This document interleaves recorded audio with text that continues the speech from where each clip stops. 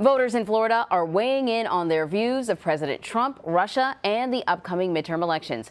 CBS News political correspondent Ed O'Keefe sat down with Carlos Defoe and Steve Jansen, who both voted for President Trump in 2016, along with Monica Meza, who voted for Hillary Clinton, and Yanina Zenkman, an independent who did not vote in the 2016 election. What did you make of that spectacle, that press conference, that whole meeting? What was your impression of it? I didn't like it. Why not? I didn't like it because he's supposed to stand for America, the United States, and he didn't do a good job. I believe he didn't do what was necessary. Well, I thought the president did a great job.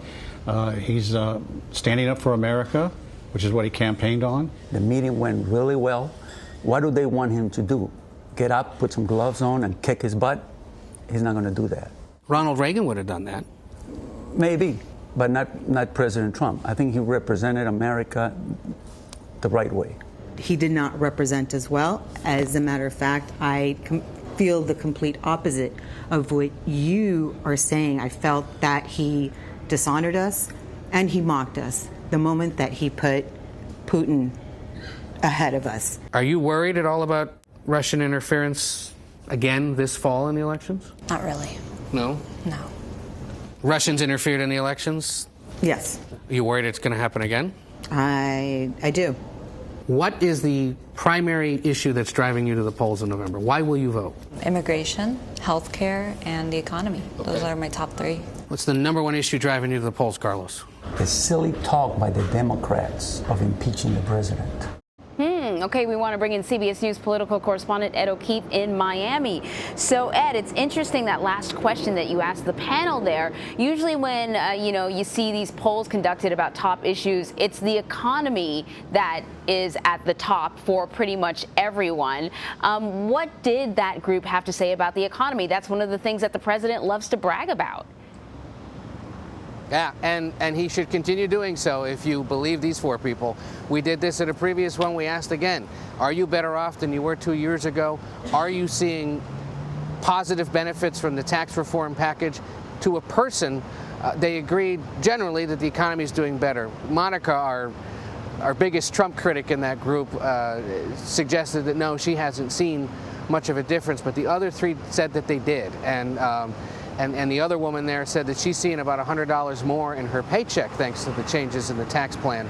And she says, look, it's a 30-year-old getting $100 more every 2 weeks is a big deal. And so there is evidence that there are people, at least down here in South Florida, who are feeling the benefits of it, and they want to see it continue. And they said, look, as long as the economy continues to move along at a good pace, the president will continue to get our support and probably will be in good shape.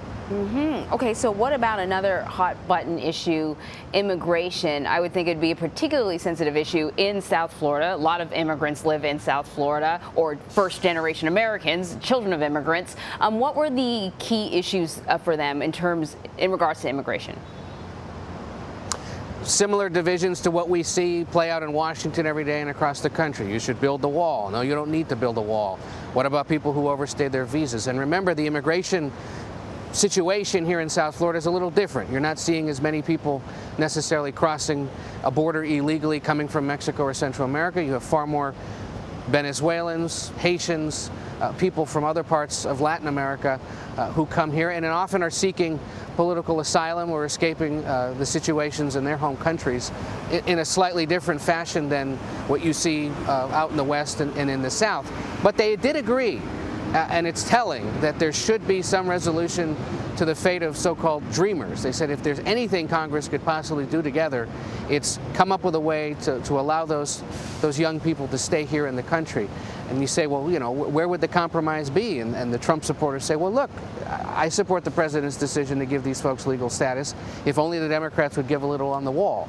You turn to the Democrat and you say, what about that? And they say, well, fine, we can have border security as well, but do we really need to be spending that kind of money on a wall? And that's similar to what we hear from other voters across the country. It's similar to the debate up there on Capitol Hill, and it's similar to what we see in polling, that people think it's a big problem, don't necessarily feel it personally every day, but want to see it resolved and think it's one of the biggest issues and more urgent issues that Congress should be dealing with.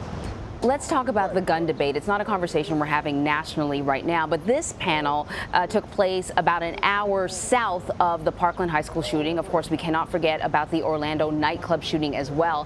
What did these voters have to say about the gun debate? You know, I asked about it because I said, look, these kids who are now traveling the country as national advocates live in your backyard, essentially, or here in the same general area. And they all agreed, well, it's noble and notable that these kids are now doing this. They don't necessarily think it's going to move the needle at all, both here in Florida and across the country. And so if you're looking for evidence that what those Parkland students are doing is galvanizing voters and changing minds, we didn't find evidence of that here, even in their own backyard. Maybe the situation's different elsewhere. It will be an issue in elections here in Florida this coming year. Governor Rick Scott, who's now running for the U.S. Senate, did enact some modest changes in the state's gun policy and doesn't seem to have taken much flack for it, and knew that he had to do it because of the urgency of what happened in Parkland and because of what happened in Orlando. So we'll see whether it becomes an issue for him. But already there's been some change because of political pressure here in Florida.